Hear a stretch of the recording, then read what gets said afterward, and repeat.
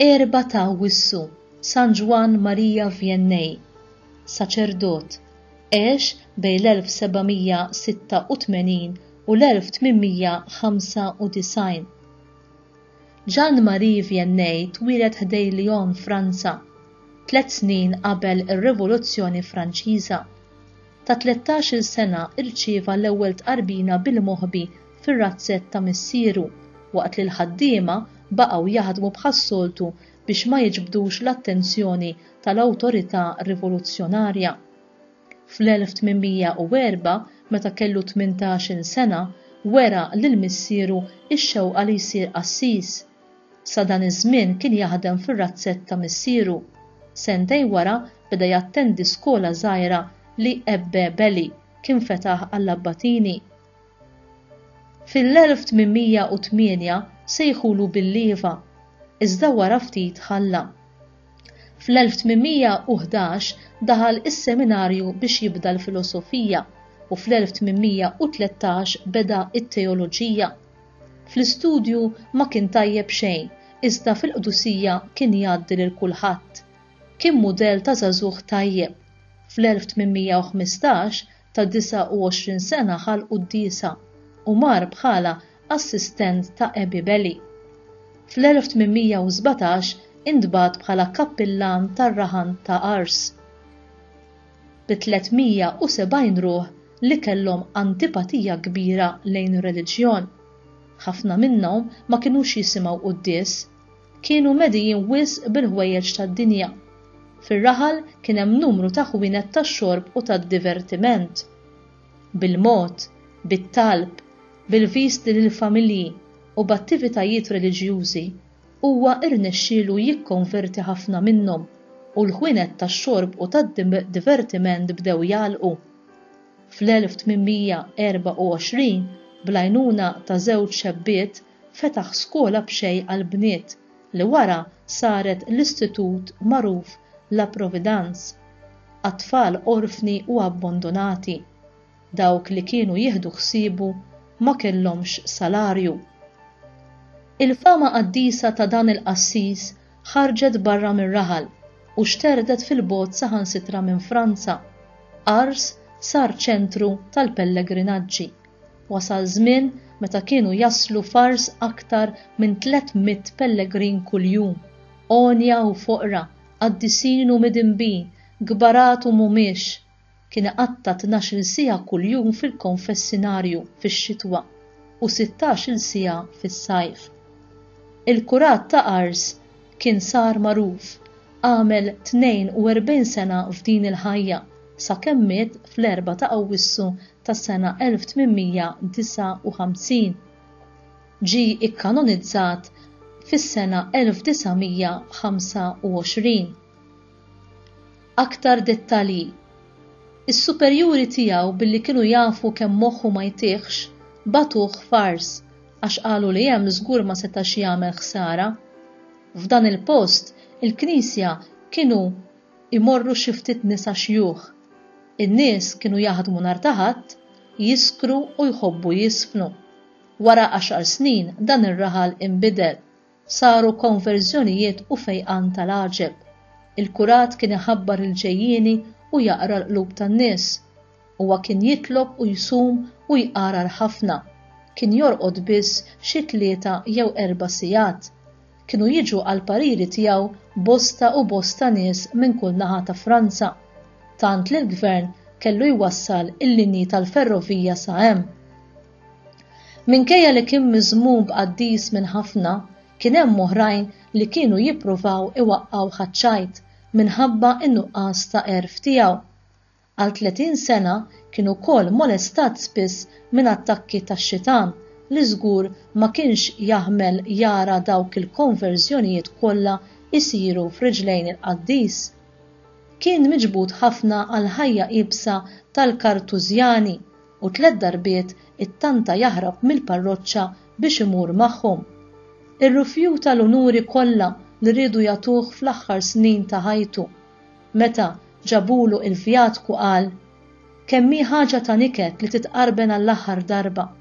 Il-Papa Piju 4 snin wara li għamlu qaddis ħatru patrun tal-kappillani.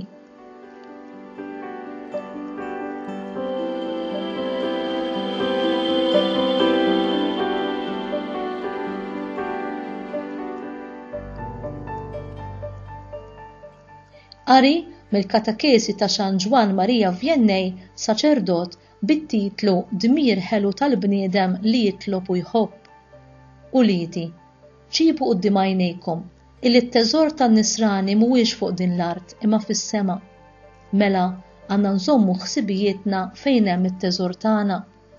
Dan hu d-dmir u l-uffiċċju ħelu tal-bniedem li jitlob u li jħobb. Jekk titlob u tħobb, ara dan hu ta' bilħaq il-għena tal-bniedem fuq din l-art. It-talb mhux ħaġa oħra ħlief l-għaqda tagħna ma' Alla.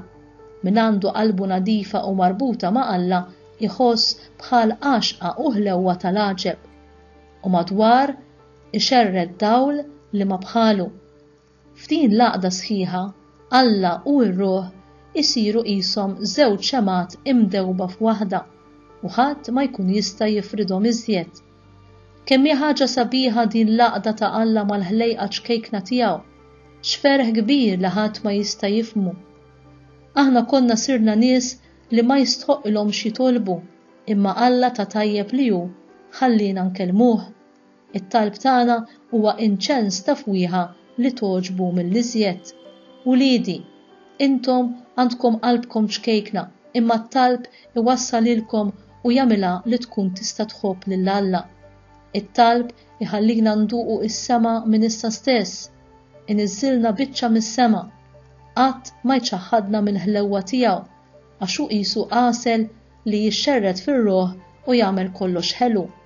Fit-talb meta jsir sewwa, id-batijiet kollha jinħallu bħas-silġ fix-xemx. It-talb jagħmel ukoll li iż-żmien itir ħafif, ferħ kbir għall-bniedem li janqas jintabaħ li żmien għaddej. Isimgħu din, meta jien kont kappillan fi Bresse, darba sħabi kważi kollha mardu u għalhekk kien ikolli nagħmel mixjiet twal imma fit-triq kont nitlob lis-Sejt twajjeb tagħna u kif ngħidilkom jien il-ħin xejn ma kont naraħ twil.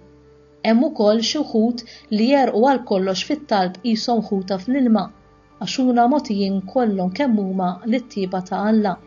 Lil dawn ma ssibilhom ebda firda f'qalbhom. Kemm inħobbhom lil dawk l-erwieħ ġenerużi San Franġisk tas-Sisi u Santa Kolletta kienu jaraw lil sidna u jitħattu miegħu kif jitħattu nitħattu aħna bejnietna.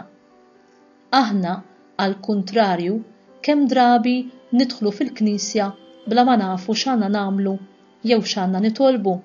Sa frattant, kull meta mmorru għand xi ħadd inkunu nafu sewwa għalfejn sejrin. Anzi, xi wħud donhom jgħidulu hekk lil Alla, kemm tejbissa ngħidlek li tagħtini l-maħfra. Jien sikwit naħseb fuq dan. Meta niġu biex nafdaw lil Alla, meta niġu biex naduraw lil Alla, naqalgħu minn għandu kull ma nitolbuh, jekk it-talb tagħna nagħmluh f'idi ħajja ħafna u b'qalb tassew nadifa. Dawn li ġejjin huma riflessjonijiet ta' San Ġwann Marija Vianney. M'hemmx għalfejn nitkellmu ħafna biex nitolbu tajjeb. Aħna nafu li Alla qiegħed hemm. Ejjew mela niftħu qalbna miegħu, ejjew nieħdu pjaċir fil-preżenza tiegħu. Din hi l-aħjar talba. Huwa dejjem żmien ir-rebbija fil-qalb ta' min iħobb lil Alla. Aħna bħal tfal żgħar ma nafux nimxu fit-triq li tagħti għall-ġenna għax notru naqgħu, jekk id il-ħanin Alla ma tkunx pronta li tweżinna bil-grazzja tiegħu. Riflessjoni. Li kieku xi ħadd ma jafekx, ngħidu aħna xi ħadd minn dinja oħra kellu jifli ħajtek u jara fik dak li jidher u wkoll dak li ma jidirx. Tajt kien jasal għal konklużjoni li int sempliċement pellegrini fuq din l-art? Jew jieħu l-impressjoni li inti ma temminx fil-ħajja eterna u ġejt hawn daqsi kieku se tibqa' hawn għal dejjem.